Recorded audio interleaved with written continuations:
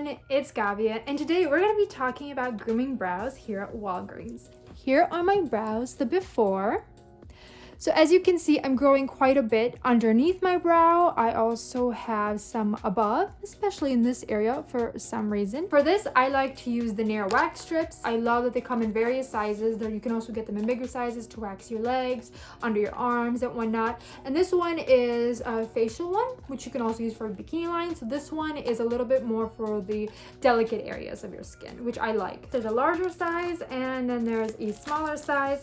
I am probably going to be using the smaller size for my brows, and it comes with these cute little post-waxing wipes. You can see this is one strip, but you actually peel them back apart and you're gonna have two strips. So I like to cut these into little slivers. So this is I only use for like areas like this where it's like really far from the brow, or like areas like this that I have these stray hairs growing.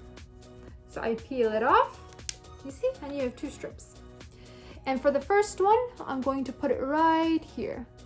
Pull in the direction going towards the hair, so that my hair is going this way, so I pull the other way,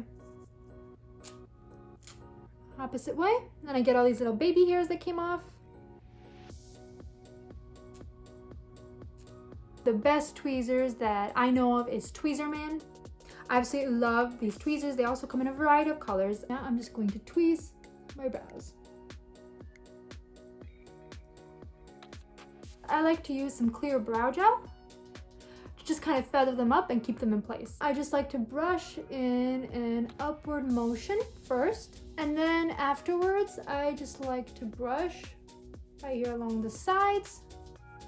So thank you so much for watching this video. I hope you guys enjoy these tips and tricks, and please be sure to subscribe to the Walgreens Beauty channel down below for more content, and let me know in the comments below how you like to do your brows. So thank you so much for watching, and I hope to see you in the next video.